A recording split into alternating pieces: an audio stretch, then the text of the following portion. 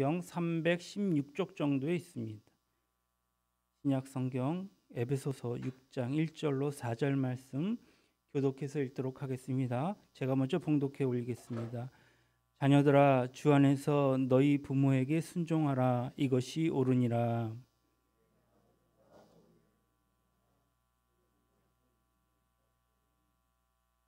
이로써 네가 잘되고 땅에서 장수하리라.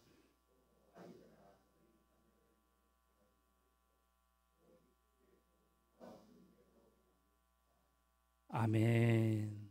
우리 옆 사람과 인사합시다. 행복하세요. 축복합니다. 사랑합니다. 우리 해외에 나가 계신 우리 서인범 권사님, 우리 주복기 성도님 주님의 이름으로 환영합니다. 할렐루야. 오늘 우리 금보경 자매도 주님의 이름으로 환영합니다. 오늘은 초파일이기도 하고 어버이 주일이기도 하지요. 절 중에 가장 좋은 절이 있다고 하네요. 그 절은 친절이라고 합니다. 모두가 친절했으면 좋겠습니다. 로이드 존스 목사님의 가족이라는 책을 읽던 중에 오늘 본문의 에베소서 강해를 읽고 은혜를 받아서 어버이 주일에 함께 말씀을 나누기를 원합니다. 에베소서의 새로운 오늘 본문은 장을 또 단락이 시작되는 곳입니다. 그래서 부모와 자식 관계라는 주제를 다루고 있습니다. 사도 바울은 앞서 하나님의 위대한 진리를 제시하고 다양한 인간관계를 중심으로 한 여러 가지 실천 방법에 대해 논했습니다. 제시한 진리는 이것입니다. 술 취하지 마라. 이는 방탕한 것이니 오직 성령으로 충만함을 받으라는 말씀인데요. 이 말씀이 바로 핵심 원리이고 나머지 말씀은 성령 충만한 기독교인이 여러 가지 다양한 상황 속에서 살아가는 방법을 구체적으로 다루고 있는 것입니다. 아울러서 그리스도를 경외함으로 피차 복종하라라는 말씀은 핵심 원리를 보완하는 또 하나의 원리를 제시하고 있습니다. 사도 바울 선생님은 기독교인의 삶은 전적으로 새로운 삶임을 강조하고 있습니다. 바울에 따르면 비기독교인의 삶이 아무리 탁월해도 기독교인의 그 삶과는 근본적으로 다르다. 그러니까 바울은 자기의 그 회심의 이전의 믿음 없는 삶과 또 주님 안에서 새롭게 거듭난 새로운 삶이 대조하는데 우선적으로 이 두 가지 삶은 술 취한 삶이냐 성령 충만한 삶이냐의 차이에 비유한 것이죠. 특별히 우리가 짚고 넘어가야 할 이유가 있는데요. 우리가 단지 어떤 윤리나 도덕성의 문제가 아니라 기독교의 진리와 교리를 적용하는 문제를 다루고 있다는 것에 먼저 생각하셔야 할 것입니다.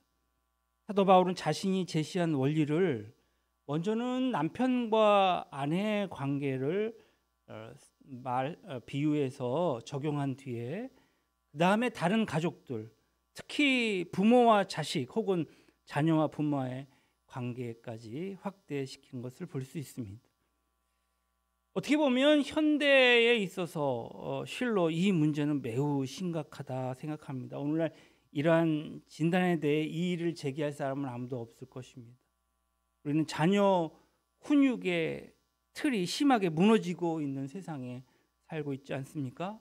날로 불법이 성행하는 이유는 사실 사회의 아주 기본적인 단위인 가정에서 훈육이 제대로 이루어지지 않고 가정이 파괴되기 때문이다 라고 생각합니다.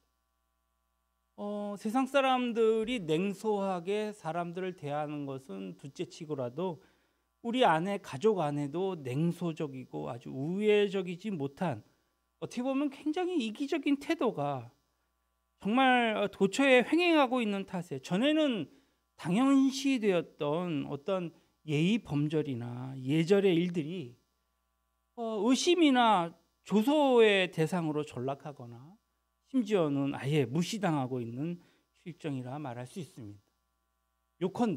요약컨대 우리는 이 악의 누룩이 사회 전반에 걸쳐 퍼져서 이 사회 전반에 영향력을 행사하는 시대에 살고 있는 것입니다.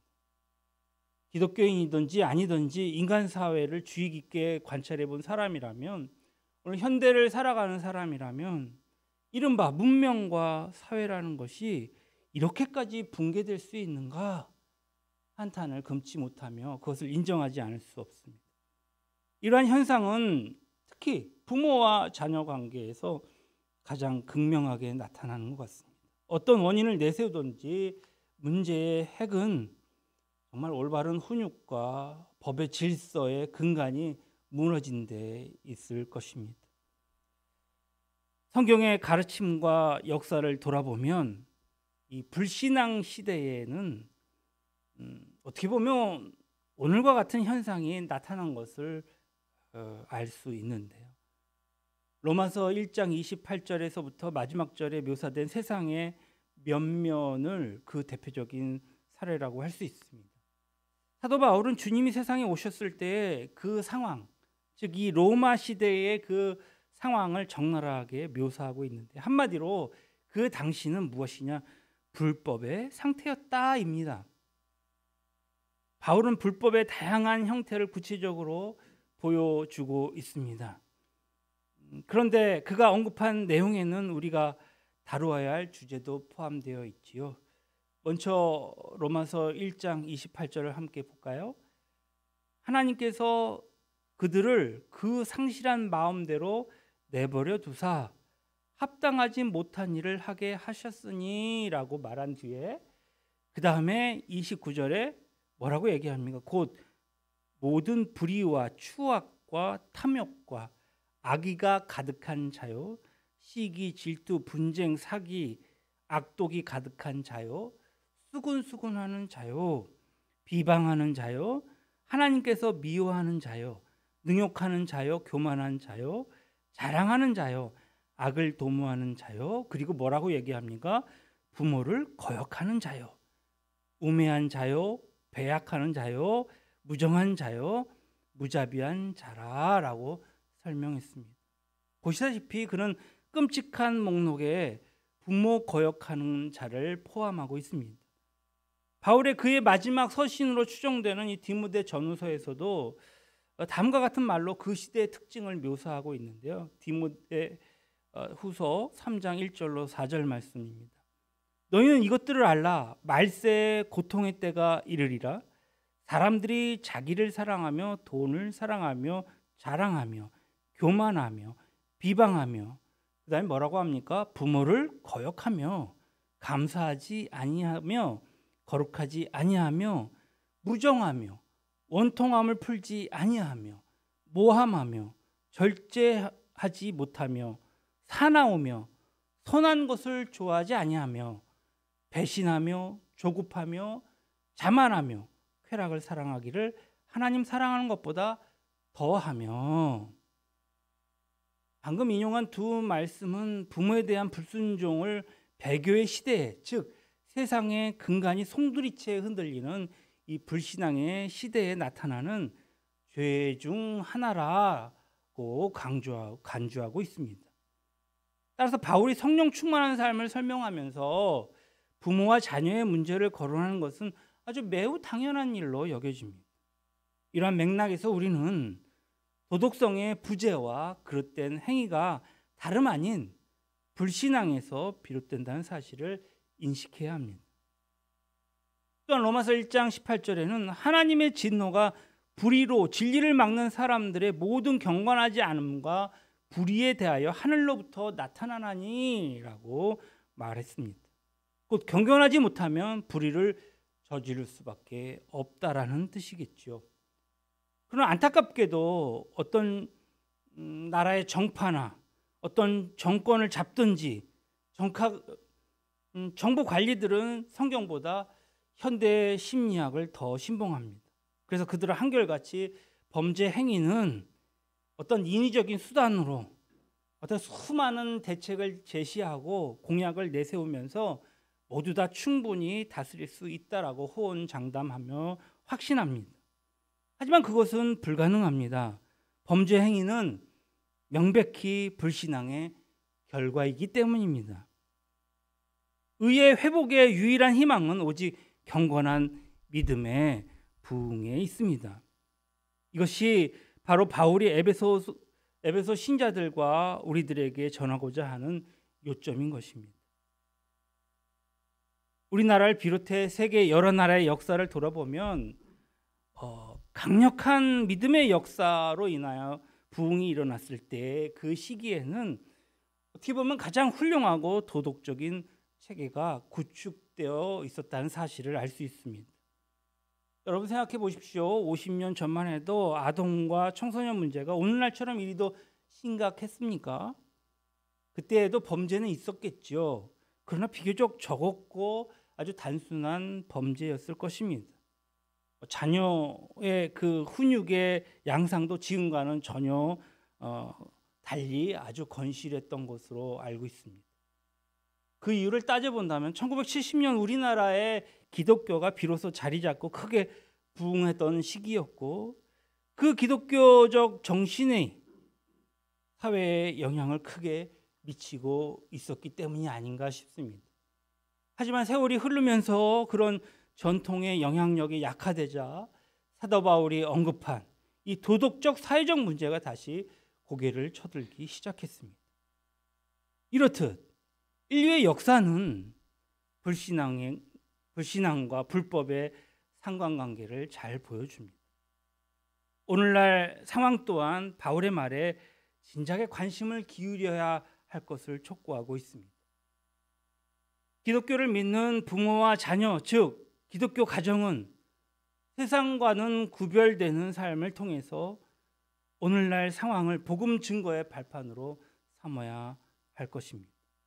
우리는 올바른 훈육 및 법과 질서에 근거한 정말 부모와 자식 간의 관계를 통해서 참 증인의 역할을 수행할 뿐만 아니라 하나님의 도구가 되어서 정말 많은 사람을 진리로 인도해야 할 것입니다.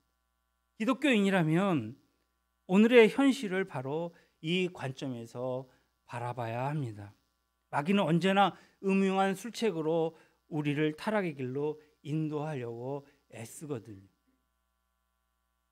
예수님은 마태복음 15장에서 당시 종교인들에게 바로 이런 점을 지적했습니다. 그 이유는 그들이 교묘한 방법으로 십계명을 어겼기 때문입니다. 십계명에 내 부모를 공경하라 이렇게 명령하셨거든요.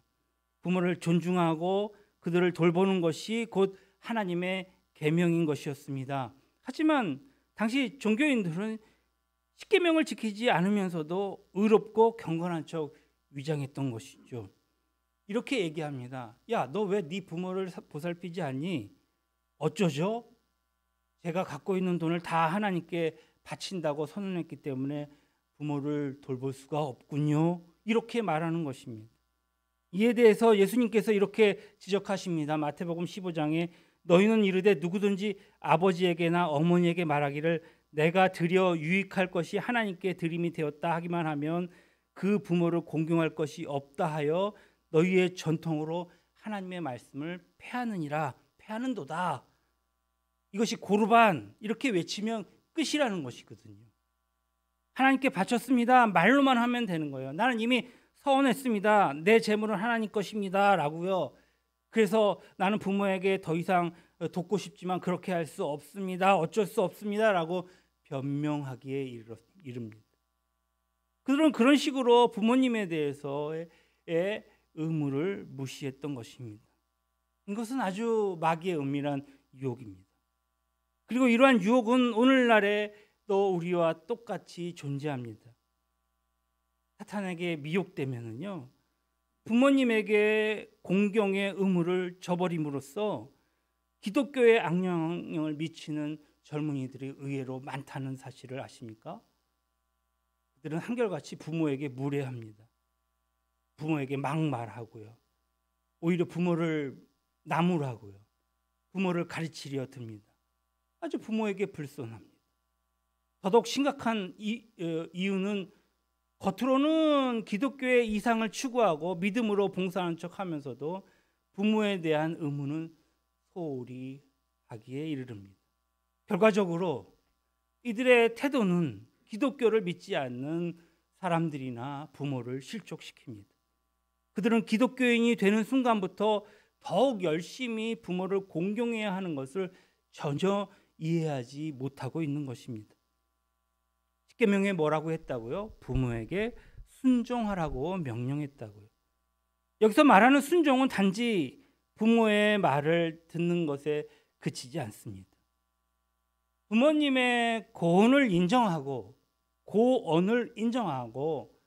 그 아래 복종하는 것을 의미합니다. 마찬가지로 계명을 지킨다는 것 역시 단지 계명을 귀로 듣는 것이 아니라 순종함으로써 실천에 옮기는 것을 뜻하는 것이죠. 부모에 대한 순종은요, 무엇보다도 내 아버지와 어머니를 공경하라는 말이 알려주듯이 공경의 개념에 근거합니다. 공경이란 무엇입니까? 공경이란 존경 또는 존중한다는 의미가 있는 것이죠. 바로 이것이 부모를 공경하라는 계명의 핵심입니다. 형식적인 어떠한 순종이나 마지못해서 하는 순종, 이 부모 공경과는 거리가 먼 것입니다. 그러한 순종은 잘못일 뿐만 아니라 알맹이가 빠진 껍데기에 불과합니다. 예수님이 바리새인들에게 강하게 질책하신 이유가 바로 여기 있습니다. 모름지기, 자녀들은 부모를 진심으로 존중하고 존경해야 하는 것이지요.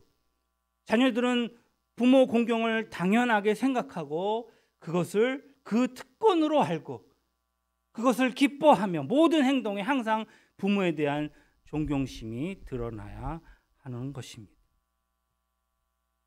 기독교를 믿는 자녀가 부모가 다 거기서 거기지 왜 내가 부모님의 말을 이 나이 먹도록 들어야 하나?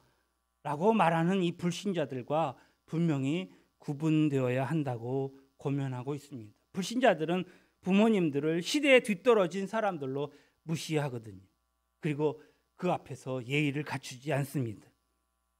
그러니까 자녀가 부모에게 갖춰야 할 아주 기본적인 예의가 있는 것이죠. 그것을 벗어나면, 선을 넘어가면 그것은 아주 불손한 행동이죠. 그들은 매상 자신들의 생각과 권리만을 주장하면서 스스로를 현대적이라고 자부합니다. 나는 세상의 센스에 뒤처지지 않아 라고 자랑하기에 이릅니다. 우리는 우리가 사는 세상에서 흔히 어린 나이에 마치 다 자란 어른처럼 그렇게 굴며 행동 거지를 하는 애송이들의 면면을 엿볼 수 있습니다. 이거는요, 어른들이 봤을 때에는 아주 정신 상태나 가치관은 아직 자라지도 않았는데 말이죠. 요즘 젊은 세대는 성경의 원리나 성경의 가르침에 순종하려고 하지도 않고 오히려 도발적인 태도를 취하고 있는 것이죠.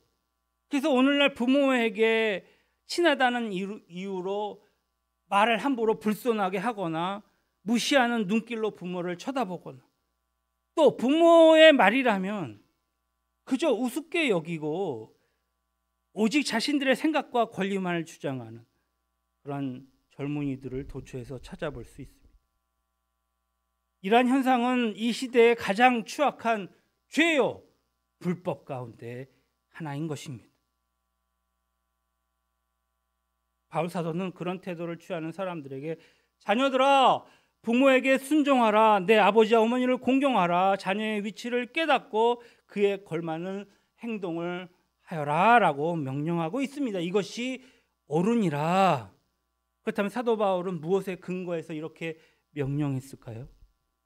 우리는 이것이 옳으니라 라는 말에서 그 첫 번째 근거를 찾아볼 수 있습니다. 이것이 옳으니라. 이 말에는요, 이것이 의롭다, 그 자체로 본질적으로 선하고 옳은 일이다라는 의미가 담겨져 있습니다. 스스로 신령하다고 믿는 그러한 어떤 기독교인들은 어떻게 이성적인 의견을 아예 거부하는 경향을 보입니다. 자기만이 제일 현명하다고 그렇게 착각하는 것이죠. 잘난 줄 아니까.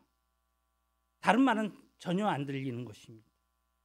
그들은 이제 기독교인이 되었으니 나는 더 이상 자연의 근본 이치와는 사고가 할 필요도 없고 거리가 멀어. 하지만 사도 바울은 그런 식으로 말하지 않았습니다. 그는 그저 자녀들아 내 부모를 공경하라 라고 말했습니다. 누군가가 왜 부모를 공경해야 되죠? 묻는다면 나는 그것이 옳은 일인즉 의로운 행위이기 때문에 라고 답하는 것입니다. 기독교인은 자연의 근본 이치를 무시하지 않습니다. 오히려 기독교인은 자연의 근본 이치에서부터 시작합니다. 옳은 일이라는 바울의 말은 태초에 정해진 하나님의 룰입니다. 그것을 상기시키십시오. 이 원리는 태초부터 삶의 기본 원칙이자 자연의 질서 가운데 하나로 존재해 왔습니다. 이와 같은 원리는 비단 사람들만이 아니라 동물에게도 확인됩니다. 동물들에게서도 이미 갓 태어난 새끼들을 돌보고 먹이고 새끼들을 보호하지 않습니까? 더욱이 어미는 단순히 양육에 그치지 않고 새끼들에게 다양한 가르침으로 가르쳐 주기도 합니다. 예를 들면 날짐승들은 새끼에게 날개 사용법을 가르치고 들짐승들은 걷는 법과 생존의 기술을 가르치지 않습니까? 이것이 자연의 질서이죠. 아무것도 모르는 새끼에게 부모는 그를 인도하고 보호하고 가르침으로 이렇게 인도합니다. 사도 바울이 부모에게 순종하라 이것이 옳으니라 라고 말한 이유가 바로 여기 있는 것입니다. 기독교인들 역시 이런 자연의 질서에 속해 있습니다. 사실 한편으로 기독교인들에게 이런 말까지 해야 하는 현실이 너무나도 안타깝기도 합니다. 도대체 어쩌다가 사람들이 자연의 질서에 내재된 아주 자명한 원리마저도 도외시하는 상황이 벌어졌을까요? 이 자명한 원리는 자연의 근본 이치만으로도 충분히 알 수 있는데 말입니다. 비기독교인들도 훈육과 질서에 대해서 아주 잘 이해합니다. 그들도 효도하고 그들도 질서에 순응합니다. 그런데 어떻게 기독교인들은 그렇게 하지 못합니까? 왜 기독교 젊은이들은 그렇게 부모님과 대적합니까? 어떻게 이런 일들이 가능합니까? 여러분, 인간의 삶과 자연의 이치가 분명히 연결되어 있습니다. 부모에 대해 반항하고 불순종을 일삼는 자녀는요, 우둔한 바보가 아닐 수 없습니다. 때로는 동물들보다 못한 그런 일들을 저지르는 모습에 우리는 실소를 금치 못합니다. 자녀가 부모에게 순종하지 않는 것은 자연의 근본 이치에 어긋나는 일입니다. 그런 자녀는 인간의 본성에 깊이 뿌리 박혀 있는 원리를 파괴하는 자입니다. 인간의 삶은 이런 근본에 기초하고 있음을 잊지 마십시오. 따라서 그런 근본 원리가 무너진다면 혼란이 찾아오고 인간의 삶은 종말을 고하게 될 것입니다. 오늘 사도 바울은 태초에 세상을 창조하신 하나님과 구원을 베푸신 하나님이 동일한 하나님이심을 상기시켜주고 있습니다. 하나님은 태초에 창조하신 이 창조의 질서를 만들어주신 하나님과 우리를 죽음으로부터 구원하신 그 하나님과 동일한 분이십니다. 하나님은 삶의 근본 원리를 설정하신 분입니다. 인간의 삶은 그분이 정한 원리에 따라 진행되어야 합니다. 그러므로 사도 바울의 권고는 다음과 같이 풀이할 수 있습니다. 이것이 옳다. 이것이 근본이며 자연의 질서이다. 이 원리를 무시하지 마라. 무시하는 것은 곧 기독교를 무시하는 행위이자 그 근본 원리를 세우시고 그 원리대로 삶이 이루어지게 하시는 그 하나님을 부인하는 것이다. 부모를 순종하는 일은 옳은 일입니다. 물론 사도 바울은 자연의 이치를 가르치는 데서 그치지 않습니다. 그의 말은 두 번째 논지를 향해 나갑니다. 이것이 옳으니라 말한 다음에 뭐라고 얘기합니까? 이것은 약속 있는 첫 계명이니라고 덧붙이고 있습니다. 내 아버지와 어머니를 공경하라 이것은 약속 있는 첫 계명이니 바울은 부모 공경이 본질적으로 옳은 행위일 뿐만 아니라 하나님의 십계명 중에 하나라는 점을 강조하고 있는 것이죠. 여러분, 부모를 공경하라라는 십계명은 5번째 계명이죠. 여기서 해당 한 가지 흥미로운 점은 어떤 점에서 십계명은 전혀 새로운 점이 없다라는 점입니다. 그렇다면 하나님이 굳이 십계명을 주신 까닭이 무엇일까요? 다른 사람들이 다 도덕적으로 알고 있는 신을 섬기는 데 가장 기본적인 원리를 알고 있음에도 불구하고 십계명을 우리에게 주신 까닭은요, 그것은 이스라엘 백성을 비롯해서 온 인류가 어리석게도 하나님이 정하신 이 근본 원리를 망각한 채 곁길로 치우쳤기 때문입니다. 바꾸어 말하면 내가 잊혀진 원리를 하나씩 다시 알려줄게. 내가 이 모든 기본적인 원리를 글로 써서 너희로 하여금 기억하게 만들겠어 하는 것이 하나님의 의도입니다. 십계명을 만들어 주심. 부모에게 순종하지 않는 것이나 도둑질하는 것이나 간음하는 행위를 저지르는 것은 어떻게 보면 고대 시대로부터 항상 있어 왔던 범죄 행위로 간주되었습니다. 따라서 그런 행위를 금하는 법은 십계명이 처음은 아니라는 말씀입니다. 다만 하나님이 십계명을 주신 이유는 이것들이 너희가 늘 지켜야 할 법이다 라는 점을 주지시켜 주기 위함이었습니다. 아울러 부모님 공경에 대해 십계명의 5번째 계명은 특별히 약속이 있는 첫 계명이다 라고 얘기했어요. 내가 약속하마, 약속이 있는 첫 계명이라는 거예요. 하나님은 우리가 그 점에 관심을 기울이기를 원하십니다. 그러면 약속 있는 첫 계명은 무슨 의미일까요? 이 말은 하나님이 약속을 덧붙일 정도로 어떻게 보면 중요하고 으뜸되는 계명이라는 의미를 담고 있지는 않을까요? 나머지 계명이 덜 중요하다는 얘기가 아닙니다. 계명은 다 똑같습니다. 다만 상대적으로 중요한 계명은 있을 수 있습니다. 따라서 이 계명이라는 말을 무시할 경우에는 사회적인 근간이 허물어질 수밖에 없다는 아주 중요한 그 포인트라는 점을 이해시키고 싶습니다. 우리가 원하든지 원치 않든지 가정의 붕괴는 곧 사회 전체의 붕괴로 이어지기 때문입니다. 오늘날 우리나라의 아주 가장 큰 그 문제가 무엇입니까?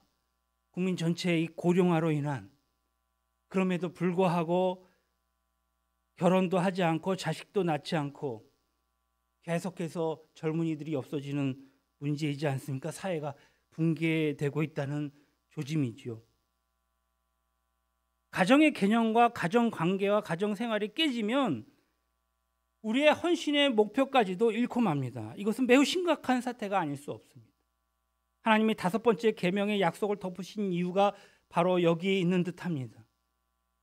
아울러 본문의 의미는 한층 더 깊은 의미를 드러냅니다. 부모와 자식의 관계는 그 자체로 독특한 관계일 뿐더러 나아가 한층 더 높은 관계임을 암시합니다. 무엇입니까? 하나님이 곧 우리 아버지이신 까닭입니다. 저는 오늘 우리 진영 형제가 찬양 인도를 하면서 찬양을 선곡할 때 굉장히 생각을 많이 한 그 흔적을 느낄 수 있습니다.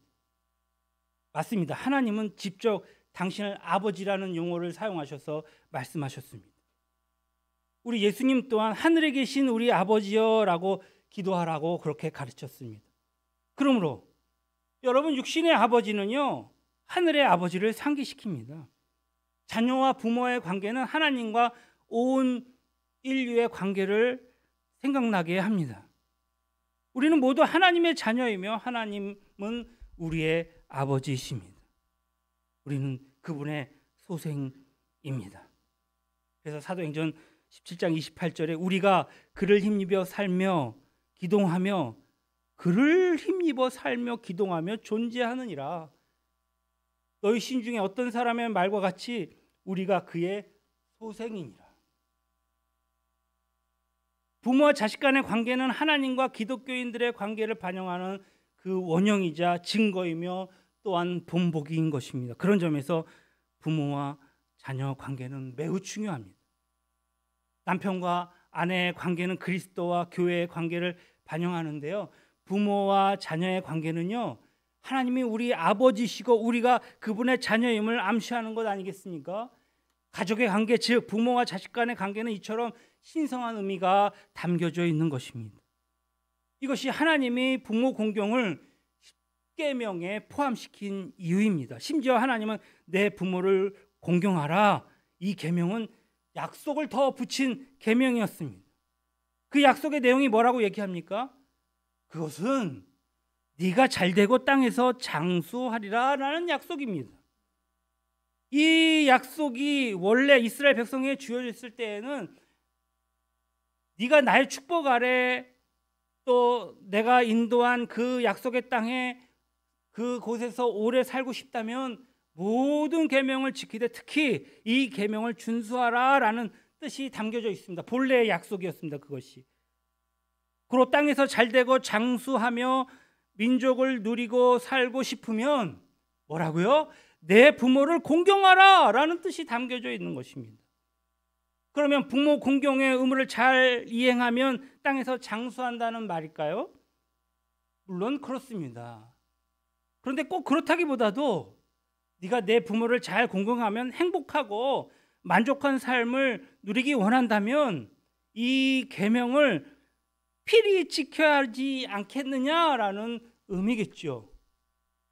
하나님이 그런 사람을 만민의 본으로 삼기 위해서 장수의 축복을 허락하실 수도 있습니다. 물론 부모 공경하는 이는 언제 세상을 떠나든지 하나님의 선하신 손길과 축복 아래 행복한 삶을 누릴 수 있습니다. 단 부모 공경이 여러분 형식적이어서야 되겠습니까? 우리가 계명을 지키되 특히 이러한 계명을 올바른 마음으로 지킨다면 하나님이 그것을 기쁘시게 여기시지는 않을까요? 정말 하나님께서 그것을 기쁘게 여기시고 은혜와 축복을 베풀어 주시지는 않을까요? 그와 같은 약속을 허락해 주신 하나님, 마지막으로 세 번째 요점을 본다면 자녀들아 내 부모를 순종하라, 내 아버지와 어머니를 공경하라는 말, 그것은 어떻게 보면 자연의 질서 또한 세상의 법이기도 하지만 아울러 이 계명은 한 걸음 더 나아가서 은혜이기도 합니다. 요컨대 이 계명은 자연의 법칙과 은혜의 차원을 총망라합니다. 바울은 주 안에서 부모를 순종하라 했습니다. 어디에서요? 주 안에서 이 위치를 올바로 이해합니다. 에베소서 오늘 5장 24절로 25절 그러므로 교회가 그리스도에게 하듯 아내들도 범사에 자기 남편에게 복종할지니라. 남편들아 아내를 사랑하기를 그리스도께서 교회를 사랑하시고 그 교회를 위하여 자신을 주신 같이 하라. 종들에게도 그렇게 권하는 것을 보게 됩니다. 우리가 부모에게 순종하는 것은 바로 다름 아닌 우리 주께 순종하는 것과 마찬가지이기 때문에 이렇게 말씀하신 것입니다. 이것이 순종의 궁극적인 이유입니다. 자연의 질서가 순종을 말하고 자연의 법이 그것을 요구하고 기독교인들에게는 순종에 대해서 더 크고 더 강력한 또 다른 이유가 존재하는데 부모 공경하는 이유는 그것이 예수님의 계명이요 주님께서 요구하는 것이기 때문입니다. 부모에 대한 순종은 그리스도와의 관계인 것처럼 그분에게 순종하면서부터 자연스레 우러나와야 하는 것이죠. 그러니까 바울의 말은 자녀들아 부모에게 순종하기를 마치 내가 그리스도를 사랑한다고 고백하고 그리스도를 섬기듯이 그리스도께 하듯이 하라라는 뜻입니다. 자연의 질서와 세상의 법은 어떻게 보면 단지 보조적인 역할을 할 뿐입니다. 우린 그러한 수준에 머물지 말고 그리스도를 따라서 계명에 순종해야 합니다. 기독교는 자연의 이치에 국한되지 않습니다. 물론 여기서 자연은 타락한 자연이 아니라 하나님의 본래 창조하시고 설계하셨던 선한 자연이겠죠. 기독교는 자연과 결코 모순되지 않습니다. 기독교는 자연의 이치를 대적하거나 부인하려 하지 않습니다. 그것을 요구하지도 않습니다.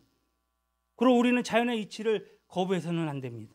오히려 우리는 자연적인 것을 거룩하게 승화시키는 종교입니다. 율법과의 관계 역시도 어떻게 보면 기독교의 율법을 우리는 폐하지 않습니다. 기독교의 율법을 폐한다는 사람들은 다 이단입니다. 기독교는 율법에 은혜를 더해서 율법을 지킬 수 있게 만드는 것입니다. 율법은 자녀들아 부모를 공경하라는 말을 했습니다. 기독교 역시 똑같이 계명을 제시합니다. 하지만 기독교는 계명을 순종해야 할 이유를 한 가지 더 분명히 얘기하며 더 깊은 깨달음과 이해력을 제공하고 있습니다. 기독교인인 우리는 계명을 지키듯이 죽게 하듯이 해야 한다라고 말하고 있는 것이죠.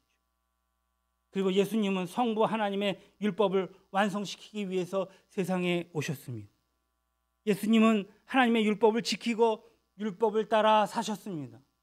어떻게 보면 그가 하신 한마디 마디 그 행동 하나하나는 구약의 율법을 지키며 따르기 위해 하신 행동이요 말이었습니다.